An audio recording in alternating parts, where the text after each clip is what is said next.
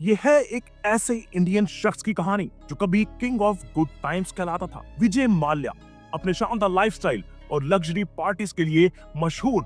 माल्या अपने जमाने का एक ऐसा व्यक्ति था जो रात भर करोड़ों रुपए उड़ाता था।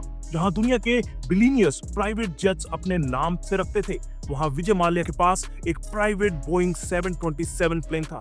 लेकिन आज विजय माल्या का नाम इंडिया के सबसे बड़े फ्रॉड केसेस में गिना जाता है। तो आखिर क्या हुआ जो ये नाम जो कभी एक सपने की तरह था, वहीं उसकी बर्बादी का सबब बन गया। 1955 में विजय माल्या का जन्म कोलकाता वेस्ट बंगाल के एक अमीर खानदान में हुआ। उसके पिता वित्तल माल्या यूनाइटेड ब्रूअरीज के डायरेक्टर और लिकर इंडस्ट्री के सबसे बड़ा नाम थे। वित्तल माल्या का पूरा कंट्रोल इंडिया की लिकर इंडस्ट्री पर था और मीडिया से दूर रहने वाले वित्तल अपने खिलाफ छपने वाली न्यूज को पैसा देकर रुकवा देते थे। विजय माल्या उनका इकलौता बेटा बचपन से ही राजाओं वाली जिंदगी जीता था। जब बाकी बच्चे खेल कूद में लगे होते थे, विजय रिमोट कंट्रोल कार्स और इंपोर्टेड टॉयज से खेलता था। वित्तल माल्या ने कभी भी विजय के शौक को रोकने की कोशिश नहीं की और यही वजह थी कि विजय ने बड़े होते ही विंटेज कार्स और रेस हॉर्सेस की बड़ी कलेक्शन बना ली। विजय का शौक लग्जरी और रेसिंग कार्स का था और उसके पास लगभग 250 विंटेज कार्स और 200 से ज्यादा घोड़े थे।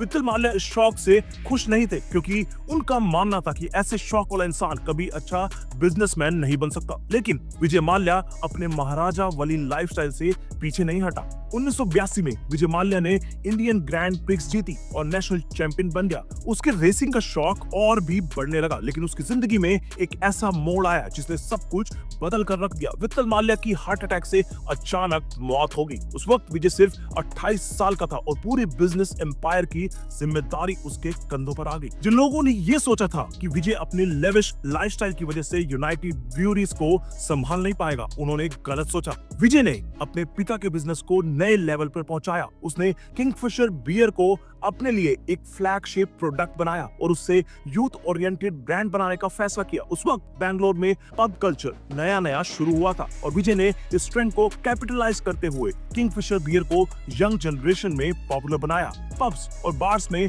किंगफिशर बियर पॉपुलर चॉइस बन गई और कुछ ही सालों में लोग बियर नहीं बल्कि किंगफिशर मांगने लगे। विजय माल्या की मार्केटिंग स्ट्रेटजीज इनोवेटिव थी। उसने अपनी बियर को प्रमोट करने के लिए सरोगेटेड एडवर्टाइजमेंट का इस्तेमाल किया क्योंकि इंडिया में लिकर एड्स पर बैन लगा दिया गया था। किंगफिशर मिनरल वाटर और सोडा वाटर लॉन्च किया गया और इन प्रोडक्ट्स के जरिए बियर का प्रमोशन किया गया। 1996 के वर्ल्ड कप के दौरान भी किंगफिशर ने एग्रेसिव एडवर्टाइजमेंट की जिससे ब्रांड को नेशनल रिकॉग्नाइजेशन मिला। इस तरीके से किंगफिशर बियर सिर्फ एक ड्रिंक नहीं बल्कि एक लाइफस्टाइल ब्रांड बन गई। माल्या हर बड़े इवेंट को स्पॉन्सर करता, चाहे वो स्पोर्ट्स हो, फिल्म अवार्ड्स हो या फैशन शोज। किंगफिशर कैलेंडर जिसमें टॉप मॉडल्स शूट करती थी भी लॉन्च किया गया।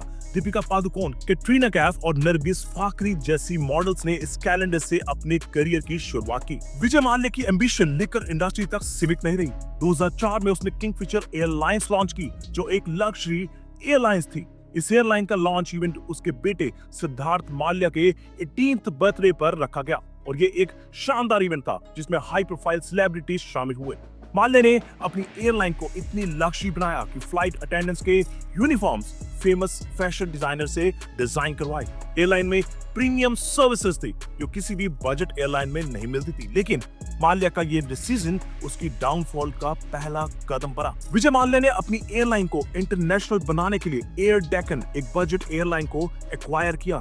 इस एक्विजिशन के लिए उसने हेवी लोन्स लिए जो इंडियन पब्लिक सेक्टर बैंक से आए थे। माल्या ने फेक डॉक्यूमेंट्स दिखाकर लोन्स अप्रूव कराए और सोचा कि एयरलाइन का प्रॉफिट उसे रीपे कर देगा। लेकिन 2008 के ग्लोबल रिसेशन ने सब कुछ उलट दिया। फ्यूल प्राइसेस बढ़ गए, लोगों की परचेजिंग पावर गिर गई और एयरलाइंस की डिमांड कम हो गई। किंगफिशर एयरलाइंस जो अपने लग्जरी सर्विसेज और एक्स्ट्रावेजेंट एक्सपेंसेस के लिए मशहूर थी, रिसेशन में डूबने लगी। कैनेडियन रिसर्च फिल्म की रिपोर्ट ने 2011 में किंगफिशर के फाइनेंशियल ट्रबल्स को हाईलाइट किया। इस रिपोर्ट ने साफ किया कि एयरलाइन के खर्चे उनकी सेल्स से ज्यादा हैं और ये लोन्स के पैसों से फंड की गई थी। अक्टूबर 2009 में IDBI बैंक ने $200 मिलियन का लोन दिया जो विजय माल्या ने फ्रॉडलेंटली अप्रूव कराया। इन्वेस्टिगेशन में पता चला कि लोन्स के पैसों को अपनी पर्सनल लग्जरी और यूनाइटेड ब्रूअरीज के बिजनेस में इन्वेस्ट किया गया। जब इंडिया में इस फ्रॉड का पता चला तो बैंक्स ने विजय माल्या के अगेंस्ट लीगल एक्शंस लेना शुरू किया। 2012 में किंगफिशर एयरलाइंस का लाइसेंस सस्पेंड कर दिया गया और फ्लाइट्स बंद हो गई। विजय माल्या ने जब देखा कि इंडिया में उसके खिलाफ केसेस बढ़ रहे हैं तो 2016 में वो यूके भाग गया। इंडियन अथॉरिटीज ने उसके एक्स्ट्राडिशन के लिए यूके गवर्नमेंट को रिक्वेस्ट किया। 2018 में यूके गवर्नमेंट ने डिसाइड किया कि माल्या को इंडिया वापस भेजना चाहिए, लेकिन उसने अपील कर दी। इस दौरान विजय माल्या यूके में लग्जरी लाइफ जी रहा था, जो इंडिया के लोगों को और गुस्सा दिलाता था। इंडियन कोर्ट्स ने उसके अगेंस्ट इंसॉल्वेंसी डिक्लेयर किया और उसकी प्रॉपर्टीज को सीज करने का ऑर्डर दिया। एनफोर्समेंट डायरेक्टरेट ईडी ने उसके एसेट्स को फ्रीज कर दिया ताकि बैंक्स अपनी रिकवरी कर सकें। विजय माल्या की विंटेज कार्स, बंगलोज और शेयर्स को ऑक्शन के लिए रखा गया, लेकिन despite multiple settlement offers, bank ने विजय माल्या की ऑफर्स को रिजेक्ट कर दिया। किंगफिशर एयरलाइंस के कोलैप्स के बाद माल्या की पब्लिक इमेज बुरी तरह से बिगड़ गई। उस पर क्रिटिसिज्म हुआ क्योंकि वो यूके में लग्जरी लाइफ एंजॉय कर रहा था, जबकि इंडिया में उस पर कर्जा चुकाने का बोझ था। आज तक विजय माल्या यूके में अपनी लीगल टीम के साथ केस लड़ रहा है और इंडियन अथॉरिटीज उसे वापस लाने की कोशिश कर रही है। माल्या की कहानी एक सबक है। ग्रीड और एक्स्ट्रा वेजेस ने एक शानदार बिजनेस एम्पायर को डूबने पर मजबूर कर दिया। ये कहानी बताती है कि लग्जरी और सक्सेस के पीछे भागकर अगर इंसान फाइनेंशियल इंटेग्रिटी को इग्नोर करे तो अंजाम हमेशा खराब होता है।